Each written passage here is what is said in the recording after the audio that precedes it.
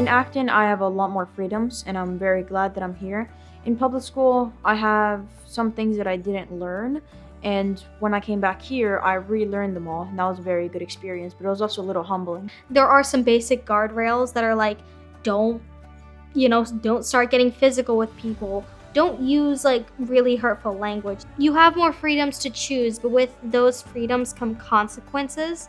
So if I just choose to do whatever I want, if I am working and all of a sudden I start playing instead of working, then I'll have consequences for my actions. In traditional school, children are taught to test. They get tons of homework.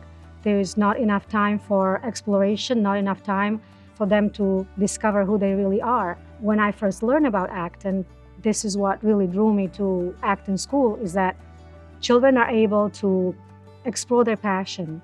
They are free to set their own goal. They work on their SMART goals. They are able to figure out who they really, truly are as a human being. They need to learn to get along with others. Essentially, they are learning real life skills.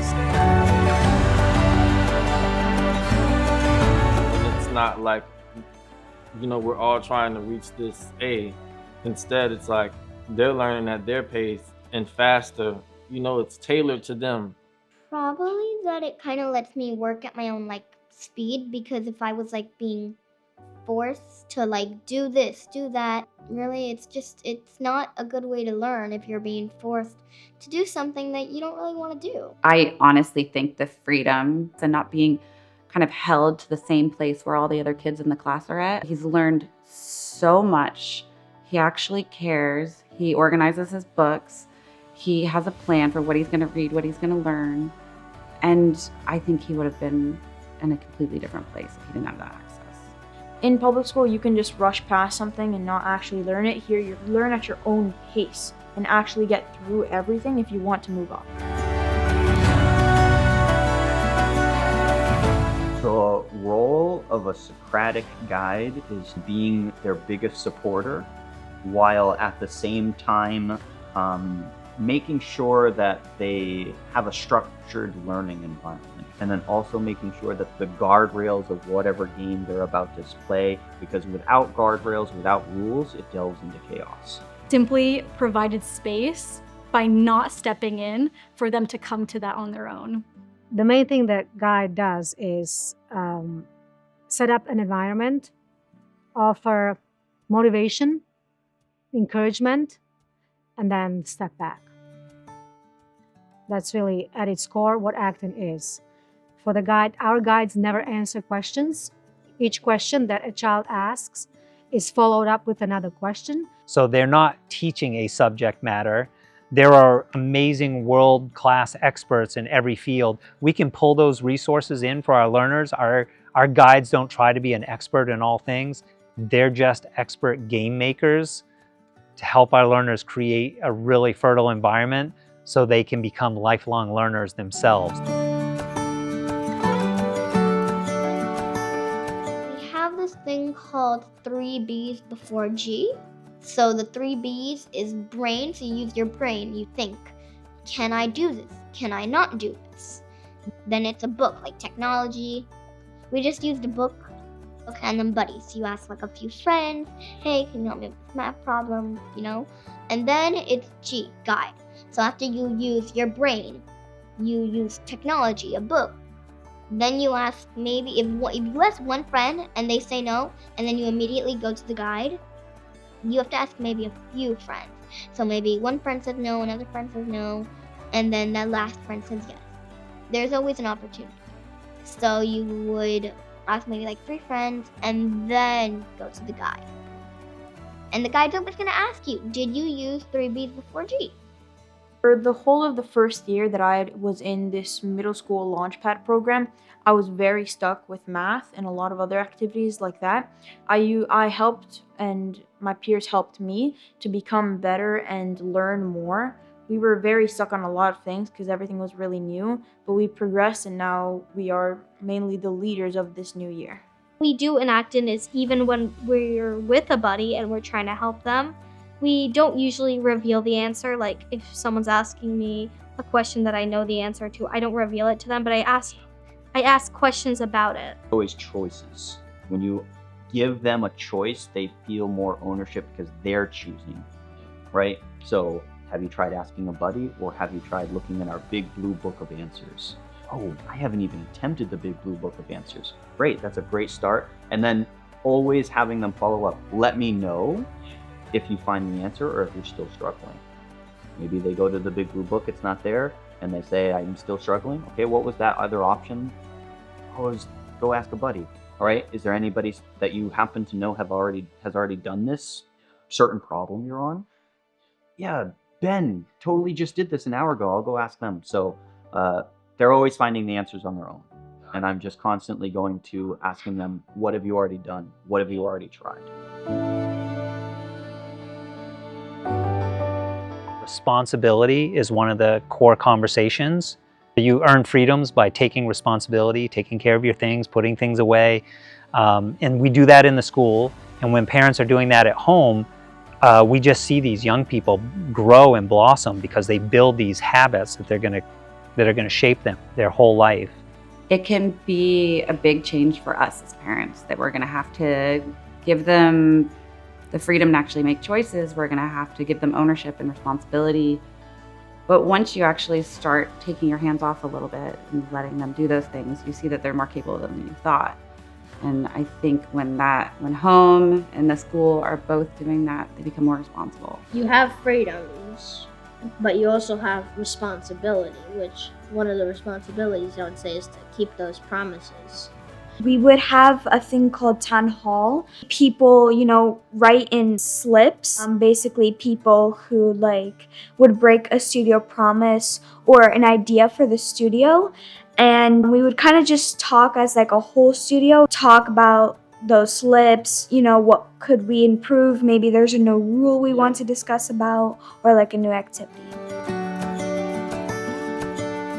So they recognize they have agency really early in the process, and they're growing from that recognition. It's not someone telling them what to do, their choices matter. When graduates are coming out of the Acton model, and that is world-class decision makers, because they have practiced making tough decisions. For example, ethical dilemmas. They're wrestling with Socratic discussions 4 or 5 times a day. So by the time they graduate, they've got 5,000, 7,000 tough situations they've been in where there's no easy answer. And essentially Acton's like this big simulator. They're practicing making hard decisions all day long in different situations for themselves, for their teams, for their friends. Having the mindset of a kid being an entrepreneur from the very get-go, that they could find something that they love and grow and make their own life that they would like to go to work every day, is such a better structure. Real life example in the studio that they're facing with lower consequences, but preparing them for the real world, where hopefully they'll say, I remember in middle school, I didn't follow directions. I've got to make sure I do it now. They're learning to do. So they are going out and actually doing this stuff.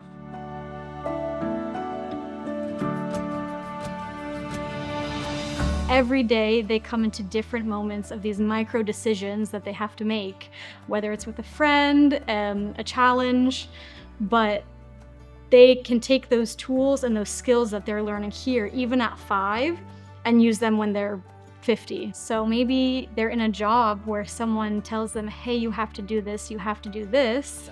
They know how to respond to that with respect and kindness and all those social emotional things we work on, but also using the tools that they have gained here in all those decision-making skills. I noticed it was interesting that a lot of kids were speaking publicly in front of parents and their peers, and I don't remember opportunities like that as a child. I do remember debate class and other things as an adult, like as a youth, maybe a high school, but don't remember doing that as a kid. And I was impressed by some of the confidence and leadership some of these kids took over session time, Socratic discussion, other sort of key Acton moments. So that was probably the first thing that stood out to me as like, wow, this is really different, and I like it. At the end of each session, we do a public exhibition. So each child displays the work and the work that they have done last 6 weeks, portfolio of their work, and it's for parents to come in and ask good questions and watch their child making progress from where were they 6 weeks ago, where are they now? So our learners actually create their own contract. In the beginning of the year, they spend 6 weeks building their studio rules, if you will, and that is a contract, a document that they live by for the rest of the year. So in the younger studio, it would be simple promises, be kind, be helpful, clean up. In the older studio, that contract is a little more elaborate, and that essentially is how they are going to treat each other, how they're going to care for their studio. It's about how they want this little society to run. Either give each other a warning like, hey, please stop doing that, or if we need to, we use one of our systems, which is a hero buck, which basically if someone breaks a contract promise, you can ask them, hey, I'm going to ask you for a hero buck, please try to be better. Or you could bring them to peace table if the situation is directly to you. The silent core skills. Core skills is like when you're working and you're like super locked in. Silent means you can't ask anyone, not even a single whisper. Collaborative means you can collaborate with someone and maybe ask them for help. We have an hour of each of those different like core skills. It was in the afternoon where we were doing Quest. Quest is like Quest is like the science we do. Because in like other schools, there's like different like subjects like math, art, reading, science, spelling, English, you know? Every Acton learner is going to get 3 or 4 Socratic discussions each day. So if they come and enroll at 6 years old, by the time they graduate, they're going to have 5, 6, 7,000 of these Socratic discussions under their belt.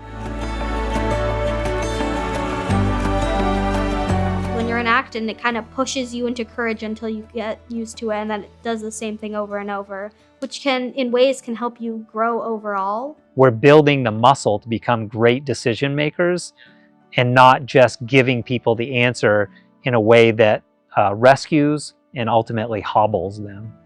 So Acton is not an environment where we give participation trophies.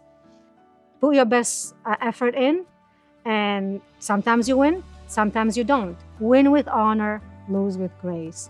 And it's important for children to learn it, because if you get that right at age 4, 5, 6, you know, as they get older, as they mature, they just understand that it is part of life. It's gonna happen.